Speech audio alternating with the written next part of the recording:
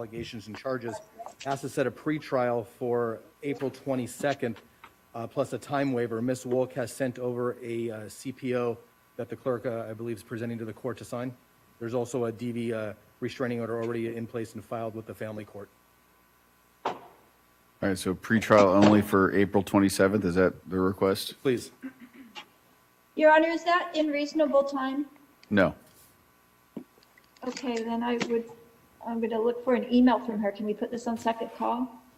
Do you have any information, counsel, as to whether or not a preliminary hearing is going to be set? There's not a preliminary hearing to be set. We know there's a lot of discovery going back and forth. I've been in constant contact with Ms. Wolk on this. So I appreciate that. Okay.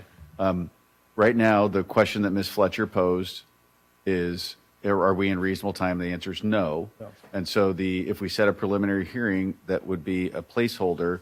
My Correct. suggestion would be we would set it beyond day 60 if that's consistent with your expectation to waive time. That's fine, Your Honor. How about May 27th? May 27th. Sounds great. Thank you. Thank you, Your Honor.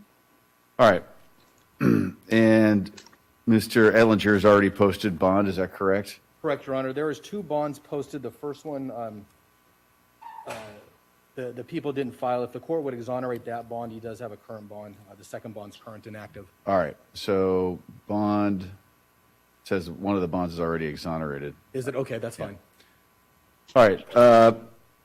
Mr. Etlinger, welcome. So we're discussing next court dates and a protective order. So first of all, are the dates agreeable to you for pretrial for April 27th and a preliminary hearing for May 27th, 2021? Yes. All right. So those dates implicate your right to a speedy preliminary hearing.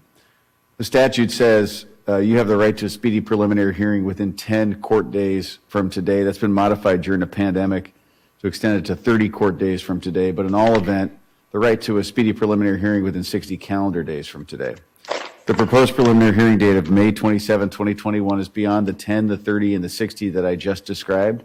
I'm happy to set it for that date if you're willing to waive your right to a speedy preliminary hearing with the understanding your preliminary hearing will occur on the date it is set or within a reasonable time of that date. So understanding all that, do you waive your right to a speedy preliminary hearing? Counsel, do you join? Join, Your Honor. Then I'm going to set the dates I just articulated.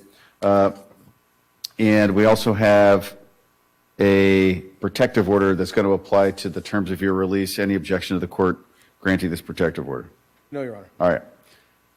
I'm going to read to you the terms of the protective order. Mr. Etlinger, you'll be referred to as the defendant. And the people who are protected by this protective order, they're going to be called the protected people. They are Colette Tonish, a 47-year-old female born February 24, 1973, and Shane Etlinger, an 11-year-old, doesn't say if it's male or female, who was born January 12th, 2010. Again, they'll be referred to as the protected parties. Good cause appearing, the court orders the defendant must not harass, strike, threaten, assault, sexually or otherwise, follow, stalk, molest, destroy or damage personal or real property, disturb the peace, keep under surveillance, or block the movements of the protected parties. Defendant must not own, possess, buy, or try to buy, receive or try to receive, or otherwise obtain a firearm or ammunition. Defendant must surrender to local law enforcement or sell to or store with a licensed gun dealer any firearm owned by the defendant or subject to his immediate possession or control within 24 hours after receiving this order. And defendant must file a receipt with the court showing compliance with this order within 48 hours of receiving it. Defendant must not attempt to or actually prevent or dissuade any victim or witness from attending a hearing or testifying or making a report to any law enforcement agency or person. Defendant must take no action to obtain the addresses or locations of the protected persons or their family members, caretakers, or guardians unless good cause exists otherwise. Defendant must have no personal, electronic, telephonic, or written contact with the protected persons. Defendant must have no contact with the protected persons through a third party except an attorney of record. Defendant must not come within 100 yards of the protected parties. Protected parties may record any prohibited communication made by the defendant, and you're also ordered to stay away from 15232 Lilly, Lille Circle in Irvine, California. Mr. Etlinger, do you understand the terms of the protective order I've just read to you? Do you agree to comply with it? All right, I'm going to sign this. You'll get a copy of it. Your Honor, I'd ask that the protective order be sealed since I did note the court read the address. Protective order will be ordered sealed pursuant to Penal Code Section 293.5.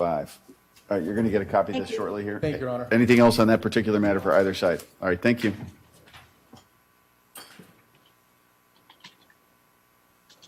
Thank you, Your Honor.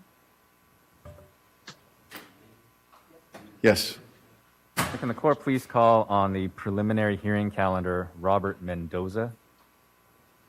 All right, on the preliminary hearing calendar, calling the cases for defendant Robert Mendoza, 20 WF 2646 19 NF 1663. Appearance, please, for the people.